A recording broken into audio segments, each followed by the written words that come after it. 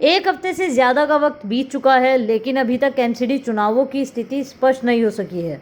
दिल्ली राज्य निर्वाचन आयोग दिल्ली नगर निगम चुनाव की तारीखों का ऐलान कब करेगा, इस पर सस्पेंस बना हुआ है। तीनों निगमों के एकीकरण पर एक राय सभी सियासी पार्टियां अपने नफा नुकसान में जुटी हैं।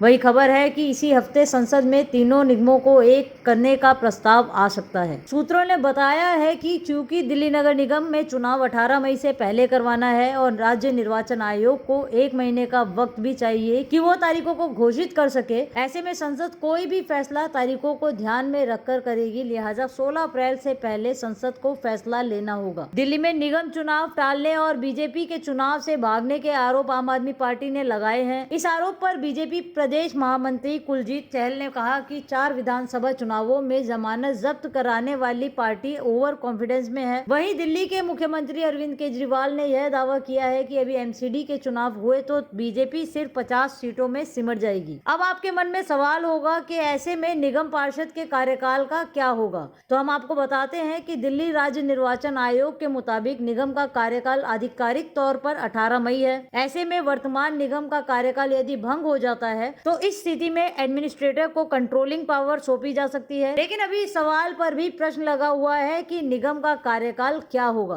खबर है कि दिल्ली सरकार का दखल निगम में बेहद कम करने के लिए मेयर इन काउंसिल व्यवस्था अपनाई जा सकती है, जिसमें मेयर और उसके पार्षदों को शहर के लोग सीधे चुनेंगे। अगर ऐसा होता है तो वो सीएम से ज्यादा मेयर को प्रभाव वाला माना जाएगा, क्योंकि सीएम सिर्फ एक विधानसभा से विधायक के तौर पर चुना जाता है। वहीं मेयर और पार्षदों का कार्यकाल बढ़ाने पर भी विचार किया जा रहा है। तीनों निगमों के कुल 172 वार्ड में से छावनी इलाके में आने वाले 8 वार्ड कम कर दे तो 164 वार्ड एकीकरण के बाद बने रहते हैं। इनकी संख्या कम या अधिक होगी, इस पर सबकी नजरें हैं, क्योंकि इससे सीधे तौर पर चुनाव के जिताऊ समीकरण तैयार होंगे, जो कईयों के लिए पूरी तरह से बदले होंगे। दिल्ली नगर निगम के चुनाव को लेकर एक चर्चा यह भी है कि तीनों नगर निगमों को एक करने के साथ ही 272 वार्ड ही रखे जाएंगे, लेकिन मेयर का कार्यकाल बढ़ाकर कम से कम 2.5 वर्ष का किया जा सकता है। लेकिन इस व्यवस्था में तकनीकी पेच फंस सकता है, क्योंकि अभी तक व्यवस्था के मुताबिक आरक्षण व्यवस्था का बड़ा पेच है। बता दें कि पहले साल में मेयर का पद महिलाओं के लिए, तीसरे साल में अनुसूचित जातियों के लिए आरक्षित है। ऐसे में क्या ये बरकरार रहता है या कोई नया प्रावधान होगा, ये देखना होगा।